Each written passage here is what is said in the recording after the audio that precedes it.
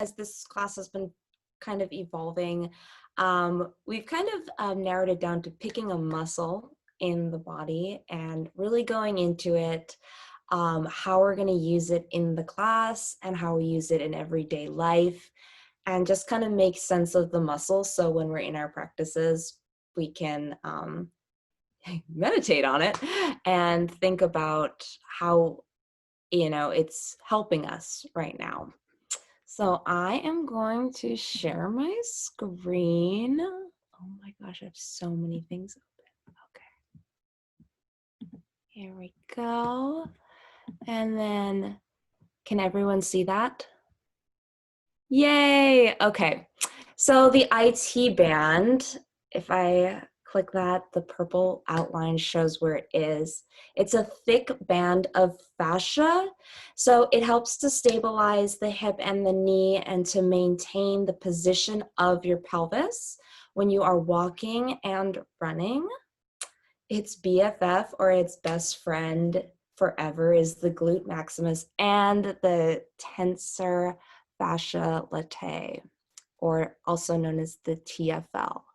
And I'll get to why they're best friends a little later. But we see here its origin is the top of the hip bone, and its insertion is lovingly called Gertie's tubercle, which is on the tibia and right below the knee. So I'm going to stop share for a second and show you guys here. So the top of the hip bone, the ASIS, and then the tibia. So we already like off the bat know that this piece of fascia covers 2 hip joints. So when we're doing our practices and we're moving to the world, this thing is not only stabilizing our hip and helping our hip move, but it's also helping our knee. So that's the first big thing we want to note about the TFL. Its actions are to abduct, so abduct. So that's kicking the leg out to the side, flexion, kicking it forward, and internal rotation of the hip joint. So kind of like a sleeping baby position of the hip. And the reason its best friend is the glute max and the TFL is because both of those muscles attach on to the IT band. And they do, those 2 muscles that attach to the IT band do opposite actions. So for example, when you're sitting, your TFL is really short. And when you're, when you're sitting, your TFL is really short and your glute max is actually lengthening. So that's why when you stand up suddenly after sitting down for a long time, you kind of have to be like, whoa, finding my balance. I've been sitting for a long time. This muscle in the front, my TFL, is lengthening. For the first time, my glute max isn't lengthening. And it's the IT band that plays the role with its fingers kind of wrapped in both those muscles to stabilize it. So you can immediately start walking if you wanted to. And that's its kind of big function, is it's trying to find a balance between the front and the back and helping you do what you need to do as fast as possible. And that's why it gets really tight. They say the IT band grows, I forget the percentage right now, but it's like it grows substantially once the baby goes from crawling to walking, is when like this band of fascia just really starts getting thick. And we use it to stabilize our walking ever since. So today in our practice, of course, banana asana, this big side body stretch is going to help stretch this big long piece of fascia. Half pigeon, and in sleeping baby, we shorten the muscle. And shortening the muscle in a yin posture is great. That means we're not stretching it. We're bringing it shorter, so the 2 ends of it at the top of the hip and on the knee are closer together. And this takes out any kind of tension whatsoever in the muscle. If it's tense when you're just standing, and if it's tense when you're stretching it, the shortening action actually allows it to not be so tense and instead really relax, which is the kind of goal of yin. And I'm gonna go to this next slide real quick because this is a yin class. So the main thing I want us to kind of pay attention to in this slide, and I'll talk more about it when we're in poses, is the line of the gallbladder meridian. So yin also follows kind of Chinese medicine meridian theory. And this gallbladder meridian runs along the side, pretty much runs along, if you can see here on the hip, the IT band. And then up in the head, it zigzags a lot, which is kind of funny because the gallbladder is said to rule your decisiveness, so your ability to make a decision. It's interesting when it gets to the head, the meridian is just like, it's like going everywhere because it can't be decisive. But I'll talk about that more. But I just wanted to kind of bring it to the attention that we're also, when we work our IT band, working our gallbladder meridian. Cool. So I'll unpin myself and then pin Greta and chime back in later. Oops, unpin. Cool. Thank you, Veronica. That was awesome. Before we started class, I wanted to start class with some ohms. I kind of, for some reason, threw ohm out the window because I couldn't hear you anymore. And I wanted to bring it back to 3 ohms, even though it's Apollo's least favorite thing. So finding a comfortable seat and taking a second to connect to the ground, connect to the block or the whatever you're sitting on, the mat, the pillow. Relax your shoulders, relax your jaw. And then we'll do 1 clearing breath and 3 rounds of Om together. And even though we are in separate rooms, in separate states even, we're still sharing time and space together, and that resonance is still connected. Inhale in through the nose. And exhale, HA out of the mouth. It's time to prepare for Om. Inhale.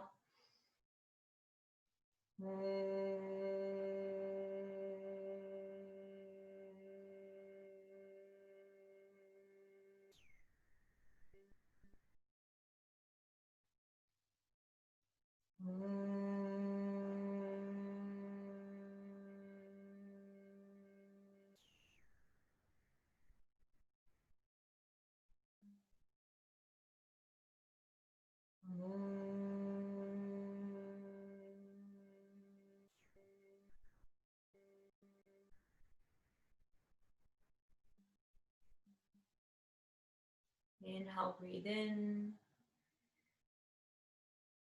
And exhale, release the breath out. And we're actually going to start class today in Banana Asana.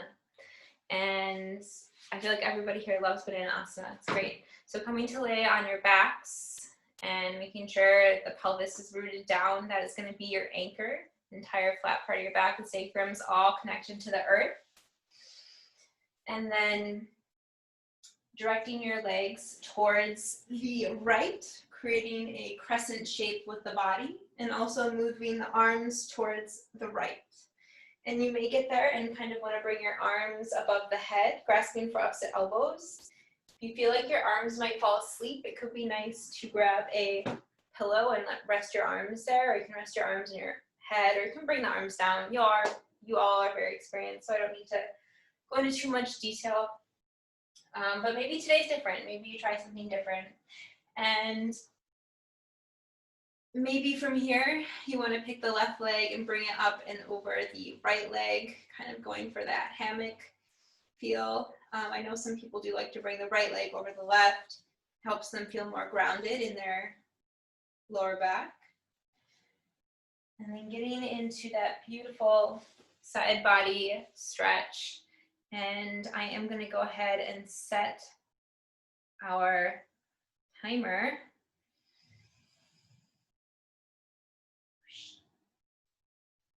Okay, and talk about yin just briefly before we enter into the practice. And I think it's just helpful to tap into the energetic qualities of yin before we enter into our practice. Yin is a very nourishing quality. It's going to be more gentle. It is more passive, both like in terms of the muscles, but in terms of kind of just like accepting and allowing what's going on. It's more interior. Studying, it's definitely relying a little bit more on your intuition and turning towards like the mystery and the unknown, and like embracing it, like thinking it's kind of like fun, being investigative there and curious, seeking the potential. So tapping into all those qualities of yin.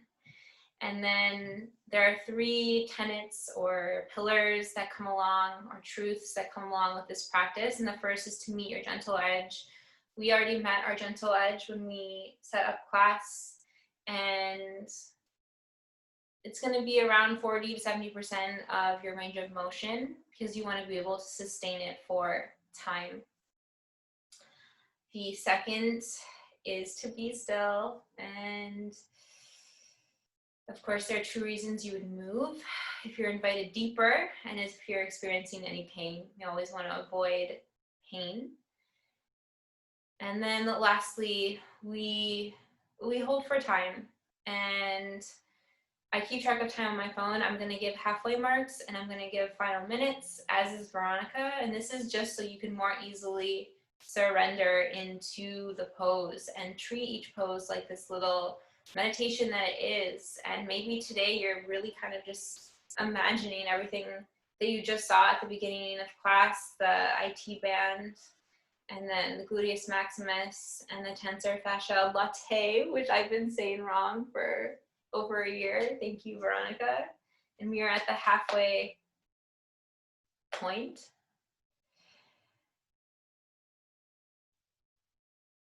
And beyond that, I know that you've all practiced yin before, so I'm not going to be repetitious in terms of going over and hashing this whole thing out. Yeah, I guess the only thing I wanted to share, I've been visiting the works of Adrienne Maree Brown. We're approaching our final minute, and she talks about, I've really been thinking a lot about fluidity lately, and like dualism, and how the yin and the yang, this comparison is like a really good example of that symbolically. And let's see, where is it? I think it's embracing complexity. Isn't that we never need sharp, direct focus and even single issue moments? We absolutely do. It's just that we live in a system that thrives when conditions are abundant and diverse, in a universe that holds contradiction in multitudes. And we often reject the chaotic, fertile reality too soon, as if we can't tolerate the scale of our own collective brilliance.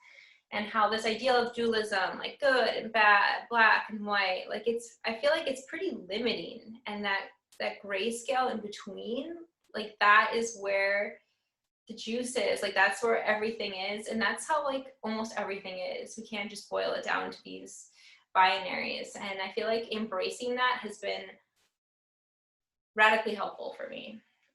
So if you want to take that with you into your practice, that is my offering from the beginning of class. And then we have just come upon that 4-minute marker. You can go ahead and scooch your body back towards center, unthread that leg, and wiggle your way over towards the left side, creating that crescent moon on the left side. And maybe you bring the right leg up and over, perhaps. Ooh, not gonna bring my water bottle. Perhaps you bring the pillow. You just don't want the arms to fall asleep. And burrowing into the side body, maybe noticing the compression on the left side, the lengthening on the right. And I'm gonna go ahead and leave us in quiet for the next few minutes.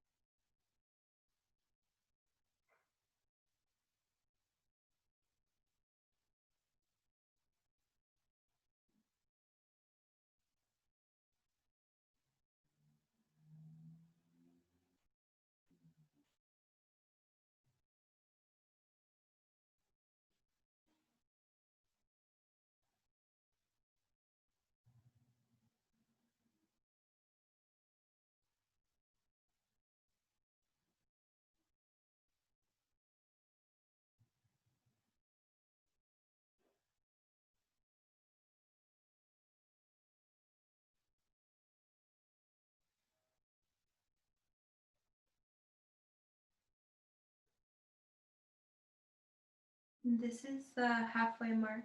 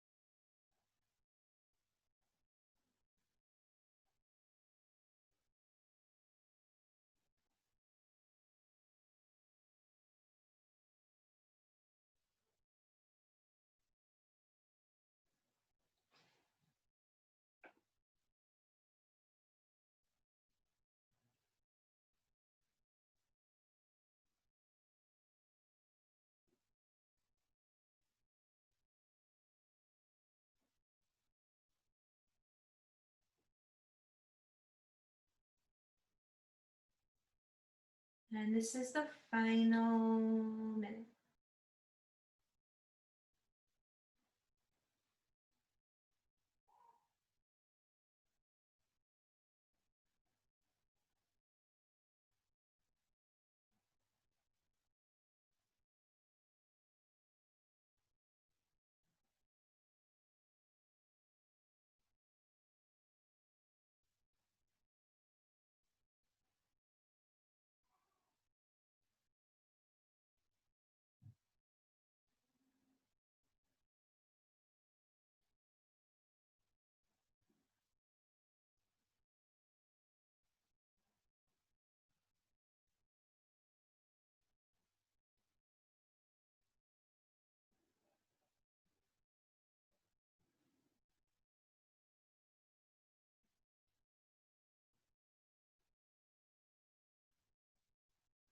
And begin to discern how you would like to get yourself back to neutral.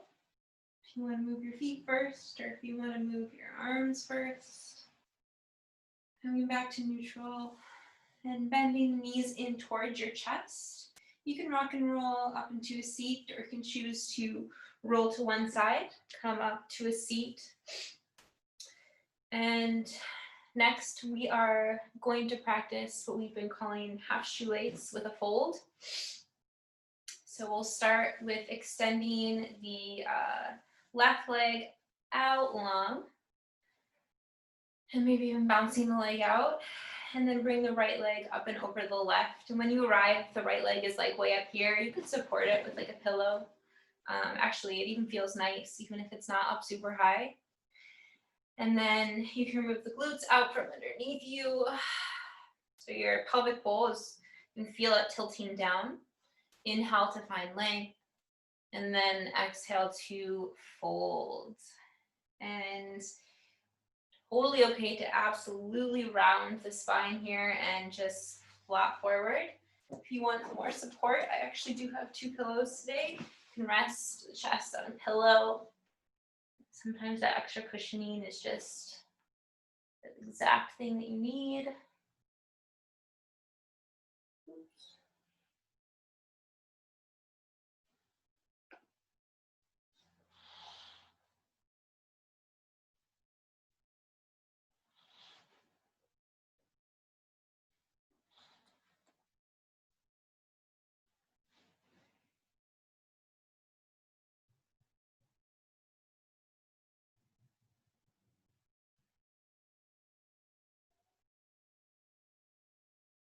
And remembering to relax your jaw and forehead, or anywhere you might be holding tension, the shoulders. Really tapping into the relaxing and passivity of muscles.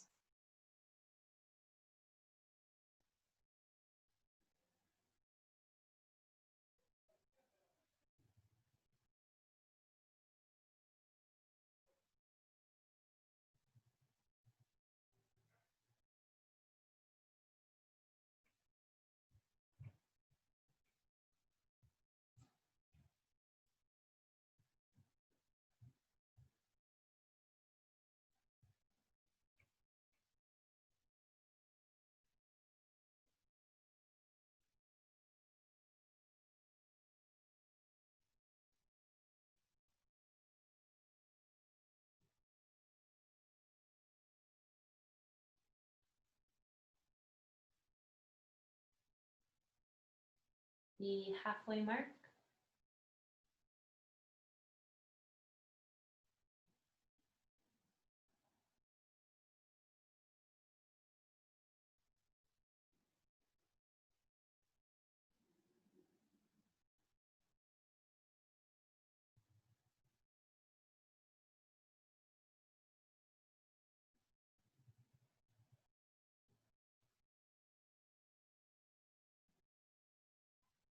And the final minute.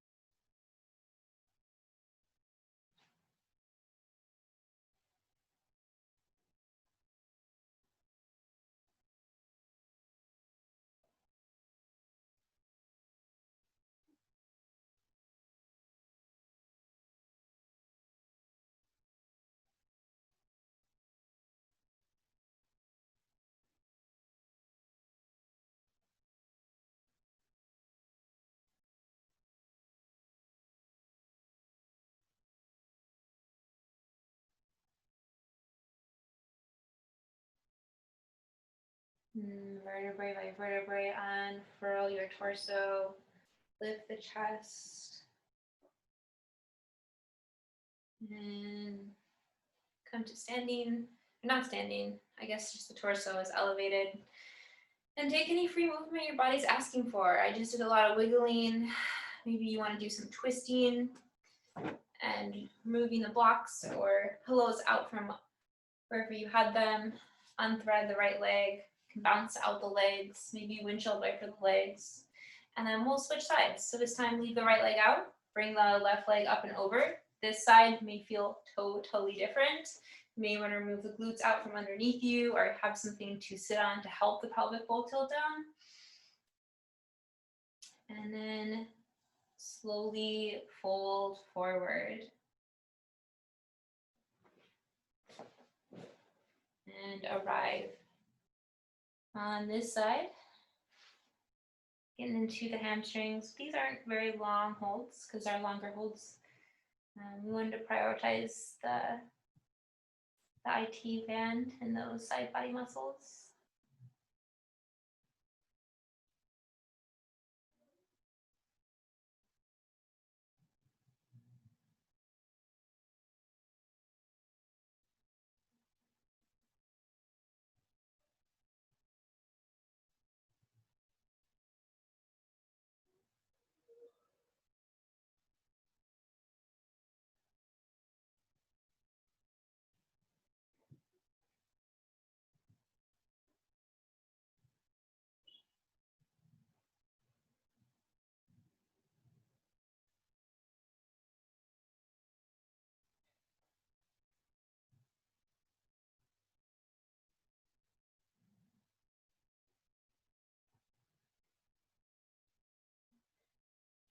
And if the mind is taking center stage, trying to redirect your awareness back to the body, to the breath.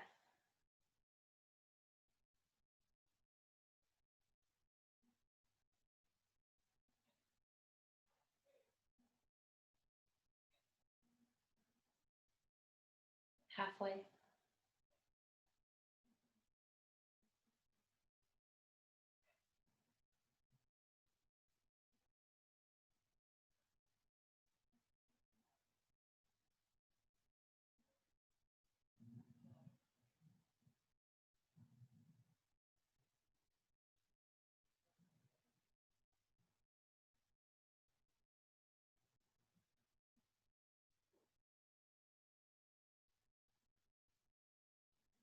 And this is the final minute.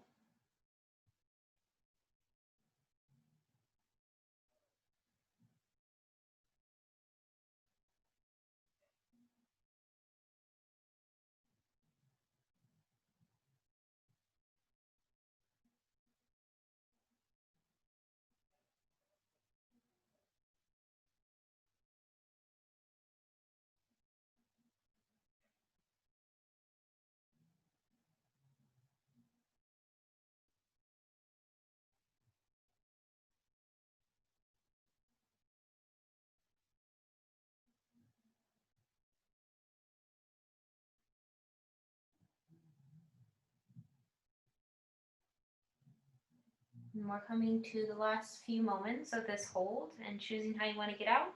You can press the hands in. Maybe you want to just actively lift your chest, use the abdominal muscles, whatever way it is, arriving with a tall spine, moving any blocks or pillows out of the way. And from here, we're actually going to transition into half pigeon on, we're going to do a reclined pigeon. I know some people prefer half pigeon, so you could just keep the left shin forward if you want and send the right leg behind you. But otherwise, coming to lay on your back. And let's practice the left side first. You can keep the left ankle on top of the right thigh. It's already there. Coming to lay on your back. And it can be nice if you're close to a wall to, I'm going to actually use this shelf to press my right foot into the wall and then come to lay on the back. And then that can kind of create the resistance so your arms don't have to be as active. You can also choose to wrap the fingers around the top of your shin or on top of the thigh. And we'll be here for 4 minutes. And since this is a yin class, and yin tends to be associated more with lunar and also the left side, seems fitting. We'll start with the left side today.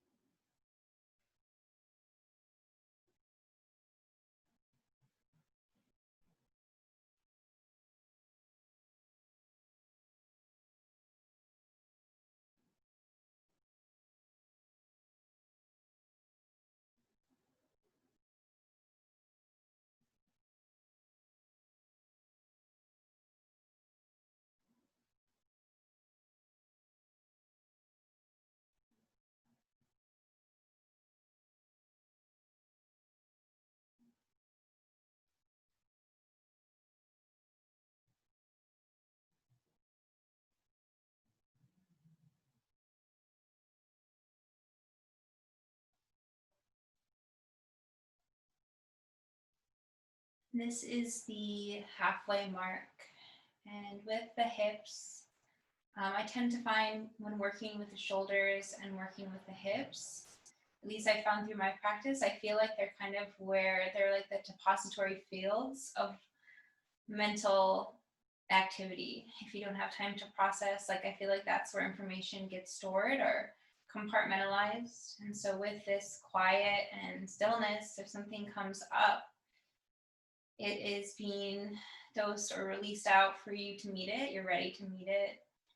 And it's definitely a part of the experience of studying the interior and being receptive. It may also be like a physical release, just the fascia moving and unbinding, unknotting, but acknowledging that that is for real, a part of this practice.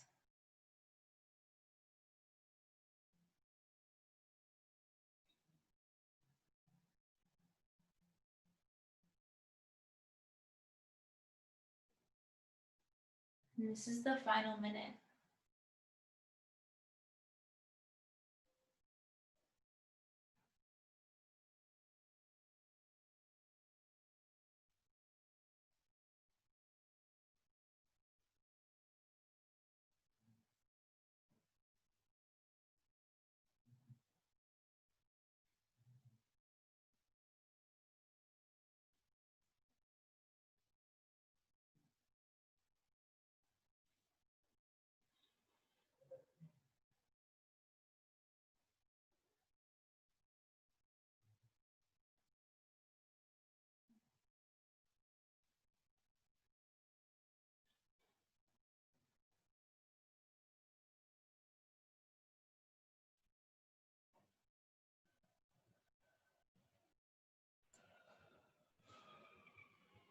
And release the hand, plant the foot down, release the other foot down.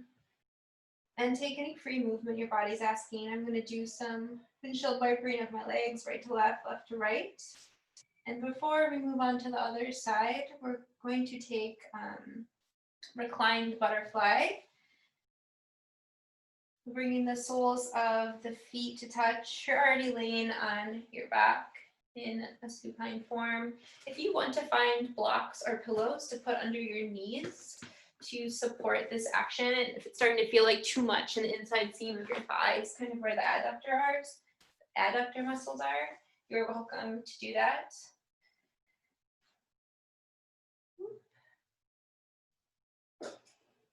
And then I'm starting the timer here.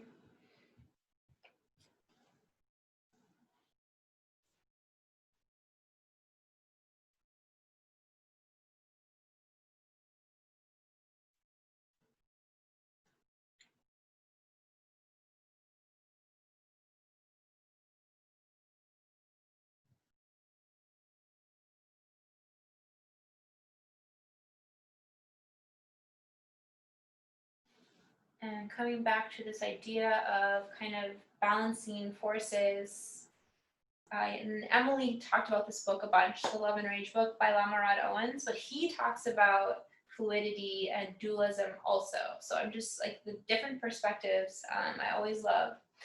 And he talks about tantric Buddhism is a tradition that confronts ideas of gender and sexuality through practices that help you to realize that these attributes and identity in general are quite fluid and actually quite illusionary. We are attempting to disrupt how binary thinking contributes to ego formation and fixation. A prominent way was through deity practice, or imagining that I was a certain deity or deity and attempting to embody their enlightened qualities.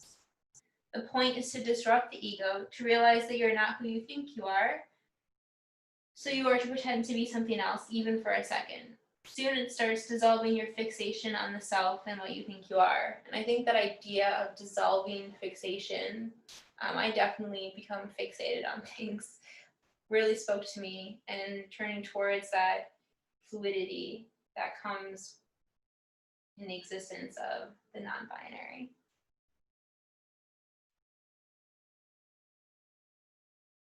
It's the halfway point.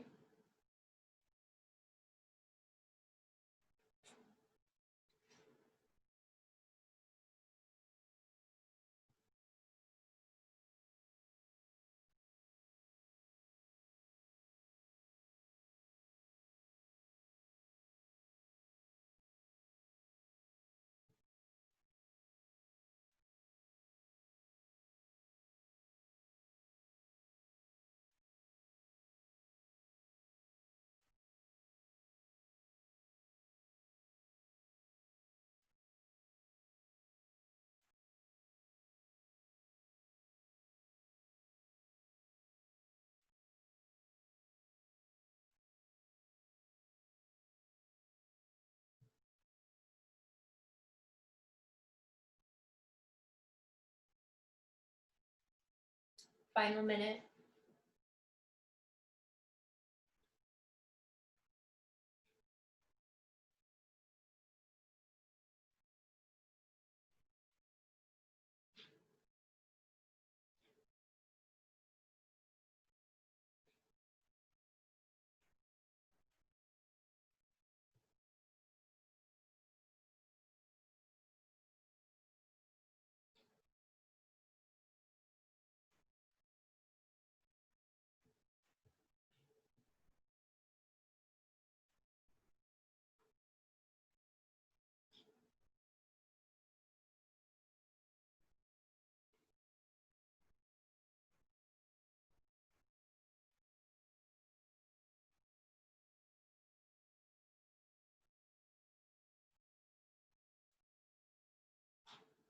And you can stay lying on your back. If you want to close the knees like you would close a book, maybe take the windshield wiper action. Might feel kind of nice. And then we'll switch to the other side. So this time, bringing the right ankle on top of the left thigh. Or if you would choose to practice on your back, of course, you're more than welcome. In half pigeon on your front, you're more than welcome to go there.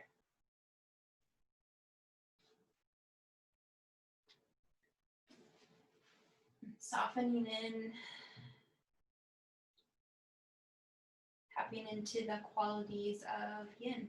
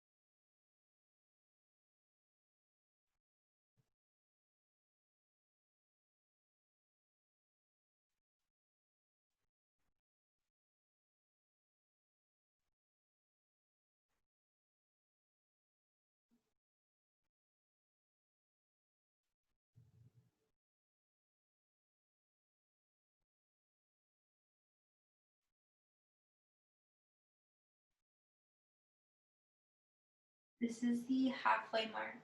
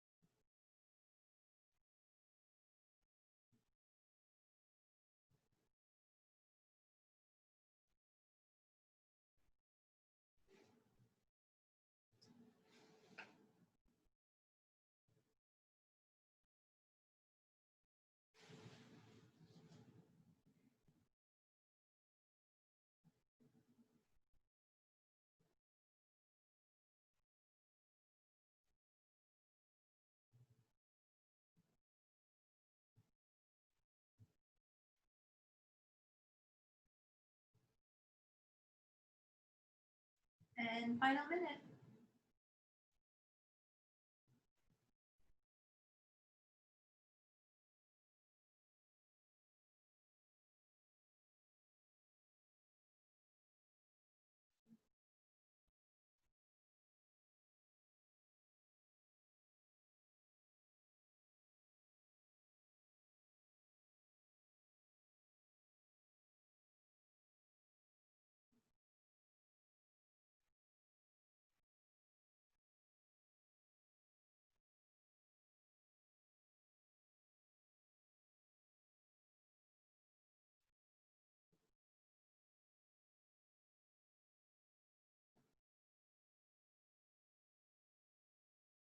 Release the hands if you have them threaded around the shin or the back of your thigh. Plant the left foot down, plant the right foot down. And notice what your body is asking for in terms of a counter movement. I just craved a quick bridge, so if you want to press up into bridge, maybe that's the release that you need. Whatever the body is asking for, go ahead and take that movement. And Veronica is going to guide us for the remaining portion of class. And this next pose is something I would never recommend actually doing to a cat.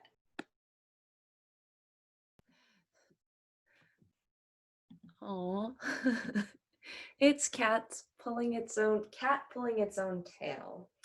So again, we're gonna be back on our backs. And since we're starting with the left first, I'm just gonna continue that. So I like to do this pose by, oops, let me turn this way.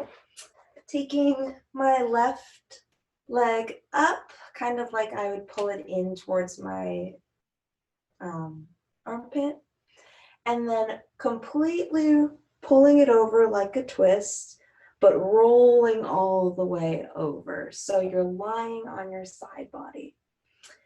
And then with the bottom leg, which should be your right leg that's out long, go ahead and take your left hand, twist it behind you, and grab for the right foot. So you're kind of in this like almost open twist. You're in a twist, but you're also pulling on the quadricep of the right leg. If you can't reach your foot, you can use a strap or an extra scarf lying around to help kind of grab the foot.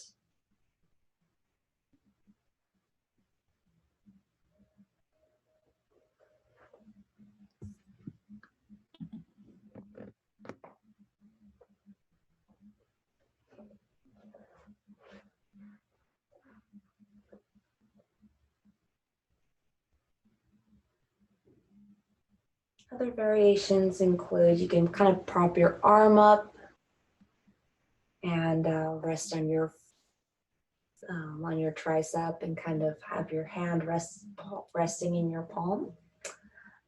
That works too if you don't want to go all the way down. Some people are flexible and really bendy and can use their left hand to reach the bottom of the left foot and pull on that.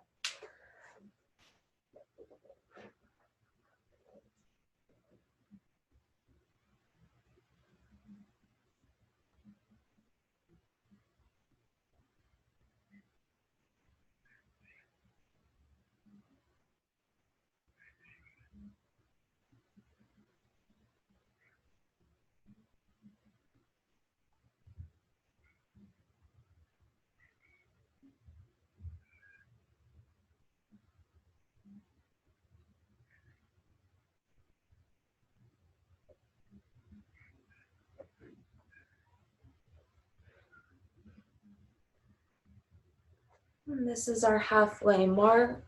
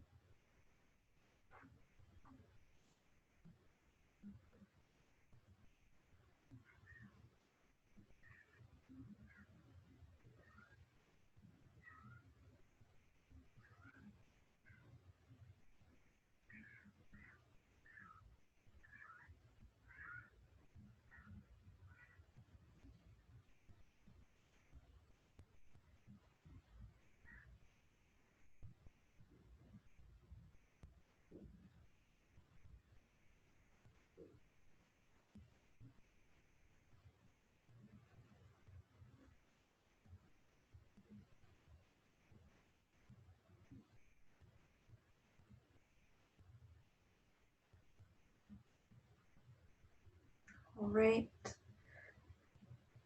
Moving slowly, come out of the pose by rolling simply back onto your back, bringing the left leg back over, maybe hugging both the knees in,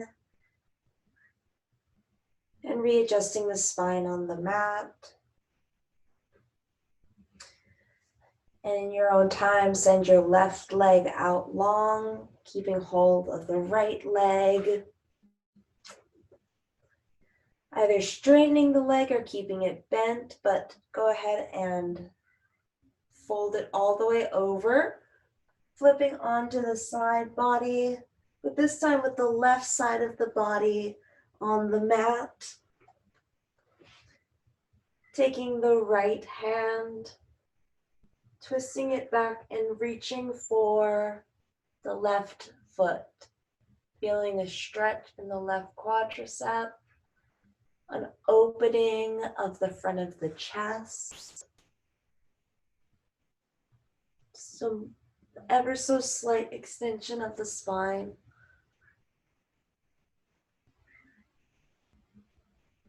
And we'll be here for another 3 minutes.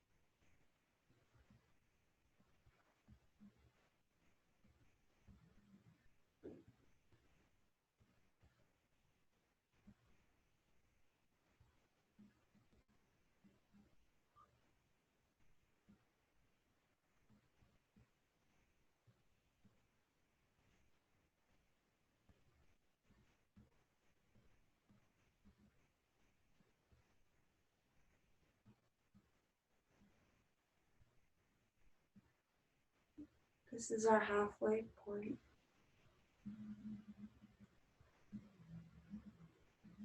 If the mind is jumping ahead, bring it back to this gentle twist, gentle pulling and twisting shape.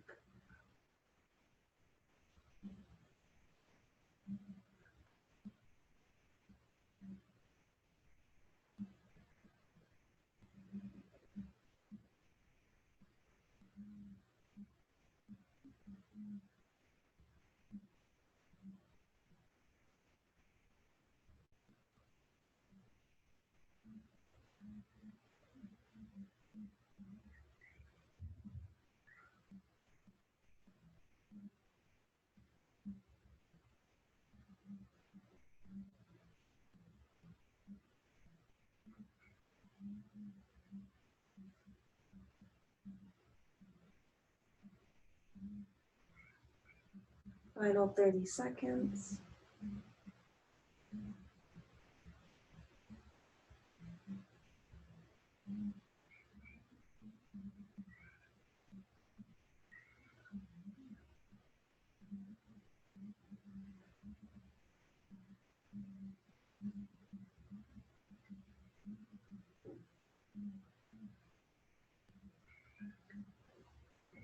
Slowly moving back into the center of the mat by rolling over, releasing the position. Taking any counter pose. I feel like rolling around my spine, but I know sometimes this pose is nice to do like a seated forward fold. And actually we have some time, so make your way up to a seat. We're going to do a quick Paschimottanasana forward fold. Moving back, making a little more space in the butt cheeks to forward fold, just over the legs. And we'll be here just for like 1 minute, just to get that little nice release.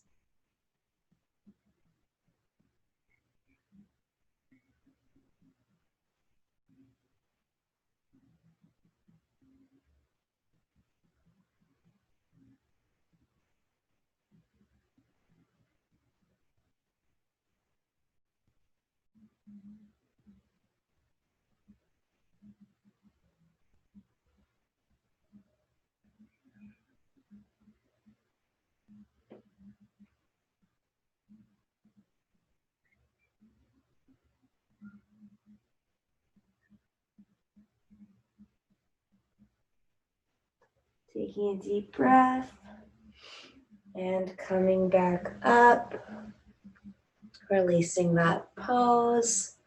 And then we're actually going to move into sleeping baby. So we're going to begin to make our way down to belly down on our mats, grabbing any pillows. This is the pillow pose. So if you have pillows or blankets, great time to use them. I stack like 2 underneath my torso. And lay down like that. But then bringing the, I guess we're starting with the left, so let's continue that. Left leg out in that internal rotation. And then relaxing the chest down, the head landing on the palms or on the pillow. And really, this is our longest hold. So really finding that comfortable edge. This is such an easy kind of pose, natural pose almost. Perfect for yin. And I said I'd talk about the gallbladder, so now's a good time to talk about it. The gallbladder meridian has 44 different points along the side of the body and along the side of the head. It's actually a yang organ, so it's actually an organ associated with movement, where its yin partner organ is the liver. And the liver and the gallbladder live on the right side of your belly. The liver works to store bile, and the gallbladder works to kind of secrete the bile and take what nutrients it needs from it, and expel the rest that it doesn't need. So they work together. It rules, kind of like I said before, your decisiveness, your ability to make a decision quickly and clearly. It's said that with gallbladder, when you treat the gallbladder, you can also treat the head. So if you have any headaches or maybe vision problems or vertigo, all of these things can be treated when you treat the gallbladder. Its element is wood.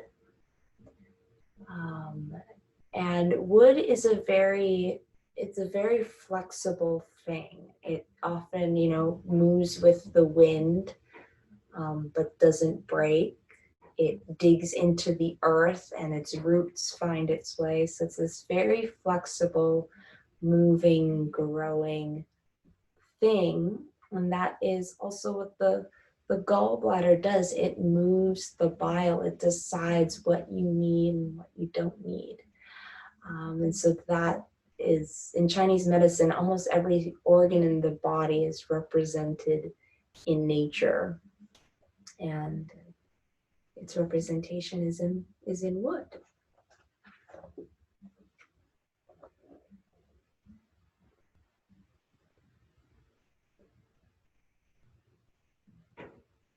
Coming up to our halfway point. If there was any little shifts you needed to make, you can do that now.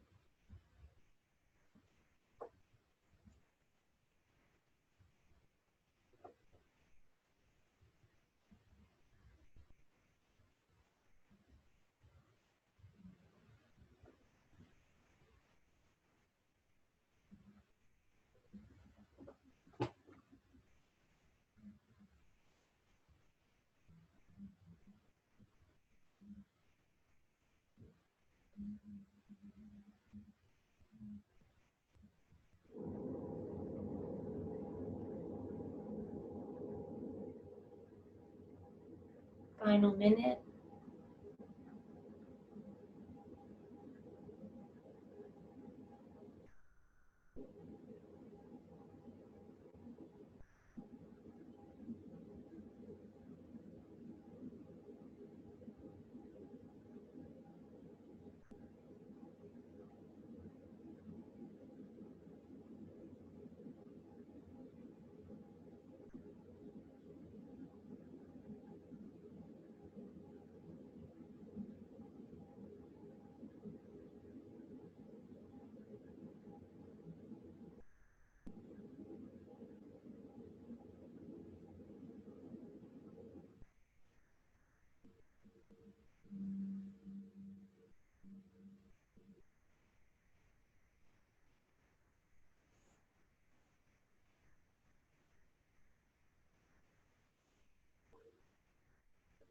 All right.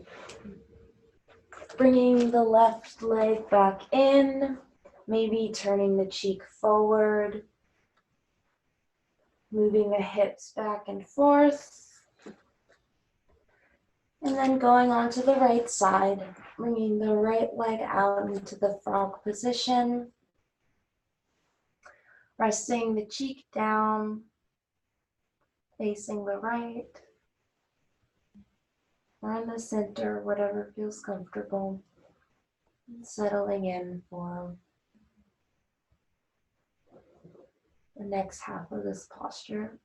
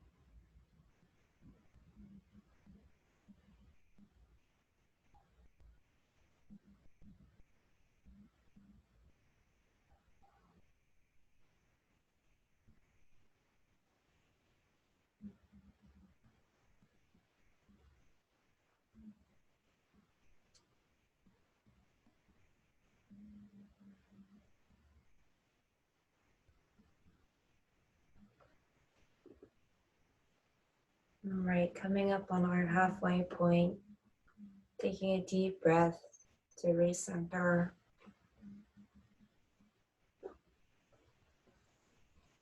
Remembering that we're in the process of doing something really good for our bodies and really good for our muscles and really good for our joints.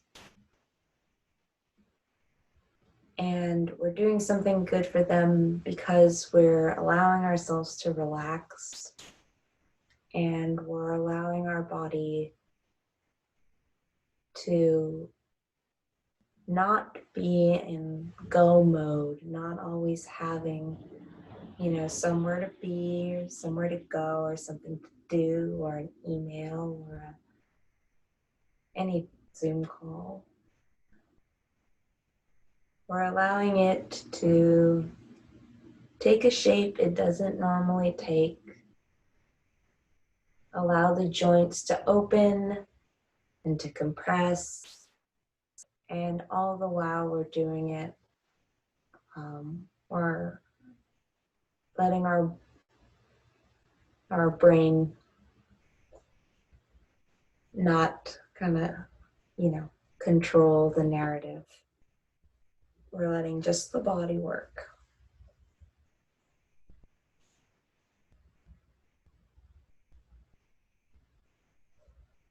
And I love bringing in the kind of Chinese traditional medicine meridian theory to it, because I think this idea of like energy and how energy and chi moves within our bodies, and how we're able to kind of give it direction as to where to go is really interesting. And the concept of yin and yang, my teacher said to me the other day, is like, once you start thinking about yin and yang, you start seeing it in your everyday life. So whether it be the change of seasons, or whether it be, she gave the example of driving a car, you find the yin and yang, and this is our final minute, you find the yin and yang in pressing the gas, that's the yang. But if you don't balance it out with the brake, you're going to keep driving and probably hit something. But if you just kind of hang out in the yin and stay in the brake, you're never going to go anywhere. And so even just finding the balance of two things and how they play so naturally without thinking in our everyday lives, but without the other wouldn't be effective, you begin to notice it everywhere. And taking that noticing into the yoga practice is just a natural transition. And that concludes our hold. So go ahead and bring the leg back in. Remove any pillows or props that you had supporting you, and gently roll onto your back for a final twist. Of course, take any counter movements in between. And for this twist, I'm just going to go real simple,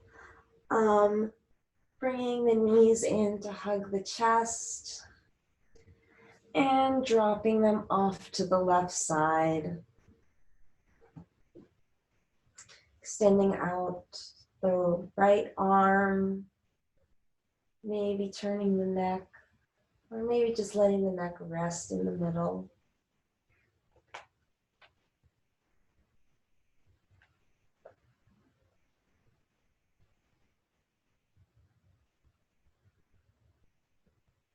We did a lot of hip work and a lot of hip opening. So the rinse of the spine is gonna feel good.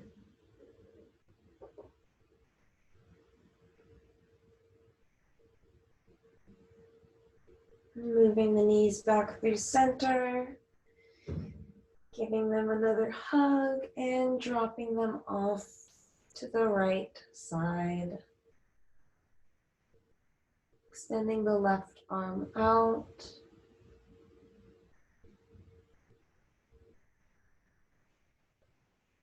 Final twist.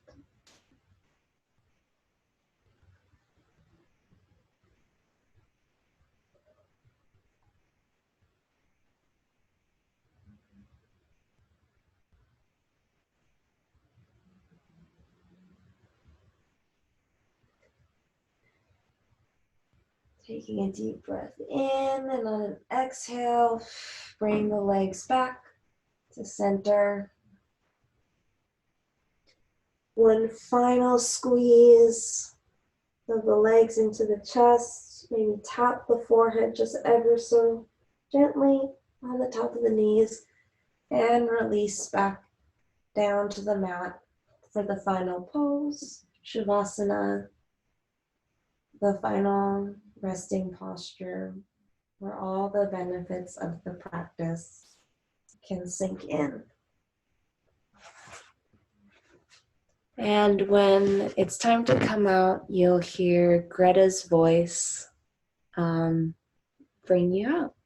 But until then, enjoy.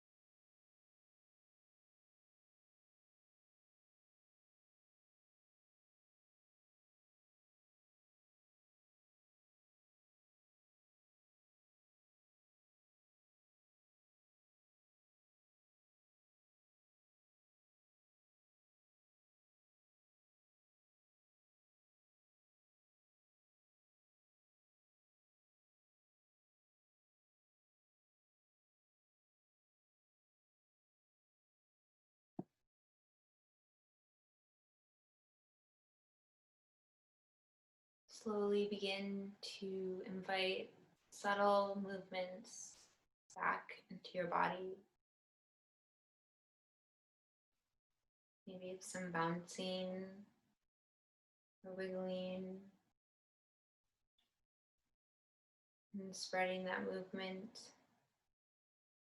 Bring the arms above you, extending them up, and bring the knees towards your chest and roll onto the right or the left side, left being associated with the yin lunar sides of this practice, using the bicep like a pillow, and taking a moment to pause before re-entering into your evening, to take a moment to generate gratitude for yourself for doing this practice and showing up and being gentle and sensitive and slowing down and tapping into these energetic qualities for learning about anatomy so you can more easily engage with your own body. And at this time, I like to take a moment to honor the lineage of this practice. And yoga is rooted in its roots in India. And it takes a lot of inspiration from, of course, the Yoga Sutras of Patanjali and all those wisdom texts. And also, this is a yin class. And Veronica did such a gorgeous job talking about the gallbladder and the liver meridian. And it very much has a lot of its roots in Chinese medicine and meridian theory, and honoring those traditions and those teachers that brought that knowledge forward. And we also like to do a land acknowledgement at the end of class. We are on the unceded ancestral lands of the Coast Salish Duwamish people. And also in Brooklyn, the Canarsie, the Rockaway, and Latae people. And we occupy that territory because it was never really rightfully anyone's to be taken. It's rightfully theirs. And so giving that acknowledgement